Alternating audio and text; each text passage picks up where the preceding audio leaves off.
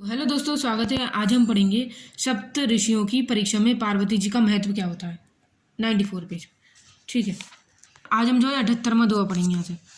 ऋषिये गौरी देख तही कैसी, मुरति मंत्र तपस जैसी, बोले मुनि सुनी शैल कुमारी, करहु कहूँ नारद हमारी। ऋषियों ने पार्वती जी को कैसे देखा? मानो मूर्तिमान तपस्या हो। मुनि बोली, हे शैल कुमारी सुनो, किस लिए तुम इतना कठोर तप कर रही हो? कही अपराध तुम चाहू हम सन सतैव मुरु कीन कहू, कहत बचन मुनि अति सकुचाई, हंसी कहूँ सुनी हमारा जतराई। तुम किसकी आराधना करती हो? तुम क्या चाहती हो? तुम अपना सच्चा भेद क्यों नहीं कहती? पार्वती से बात कहती हूँ, मन सुखता है, आप लोग मेरी मूर्खता पर हंसोगे। मनु हट पारन सुख अवावा, चैत बरी बीते उठावा, नारद कहत सहत सुख जानी, बिनु पग पनख पंखे हम चाहे उड़ानी। मतलब मन में हट पकड़ लिया, वह उपदेश नहीं सुनता और जल पर दिवाला उठाना चाहता है। मतलब नारद जी ने जो कहा उस सत्य जानकर मैं बिना पंखे उड़ना चाहती हूँ।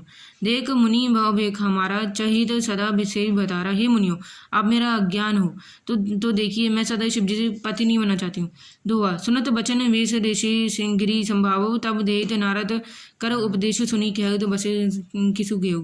पार्वती की बात सुनते ही ऋषि बोले, हंस पड़े, बोले तुम्हारा शरीर पर्वत से ही उत्पन्न हुआ है, भला कहा हो तो नारद को उपदेश सुनकर आज तक किसका घर बचा है? दक्ष सुतहु उपदेश सेन जताई, दक्ष सतहु उपदेश सेन जाई, तिन्हु फिरी भवन देख आई, चित्र केतु कर घर उना घावा, कन कबौसी कर पुनि असल हाला। मतलब उन्हें जाकर दक्ष के पुत्र को उपदेश दिया, जिससे उन्होंने फिर लौटकर घर का मुंह भी नहीं देखा, और चित्रकेतु के घर को नारद जी ने ही चौपट किया। फिर यही हाल हिरण कश्यपी जी का हुआ।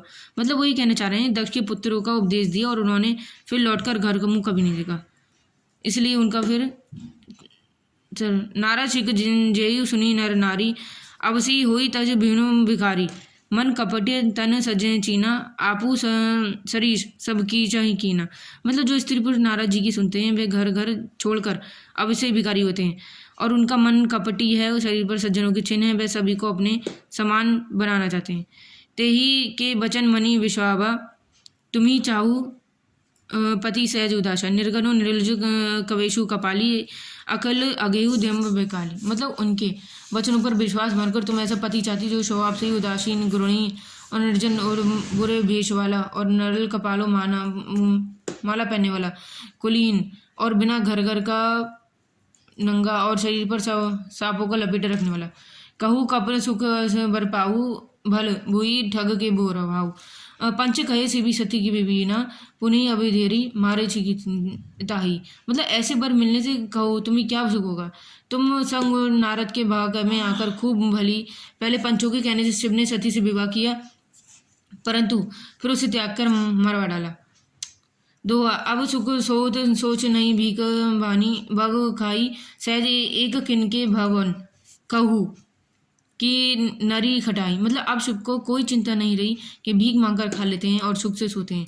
ऐसे स्वभाव से ही अकेले रहने वालों के घर भला क्या स्त्रियां टिक सकती हैं?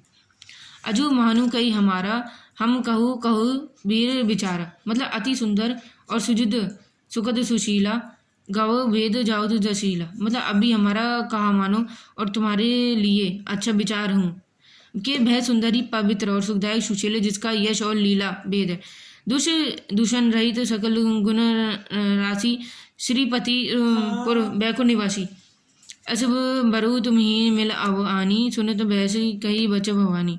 मतलब भय दोषों से रहित सारे सद्गुण राशि और लक्ष्मी जी का स्वभावी और बैकुंठ बारी के रहने वाले हैं। हम ऐसे बर को लाकर तुमसे मिलवा देंगे।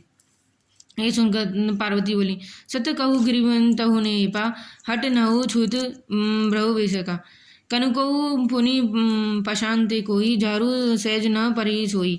मतलब आपने यह सत्य ही कहा है कि मेरा शरीर पर्वत से उत्पन्न हुआ है, इसलिए हट नहीं छीटूंगी। शरीर भले ही छूट जाएगा और सोने से पत्थर उत्पन्न हो जाएगा। भय जला है और जाने पर अपने स्वभाव को नहीं छोड़ते। नारद बचन में ही परि हाउ बसन भवानु, उजड़ नहीं दिन डराऊ। गुरु के बचन प्रीत न जेही, सपने हुई सुगम न सुखित सही। मतलब अंत में नारद जी बचनों को नहीं छोड़ेंगी और चाहे उसे बसे और उजाड़े, मैं नहीं डरती। जिसको गुरु के वचनों में विश्वास नहीं उसको सुख समृद्धि स्वप्न में सुगम नहीं होती।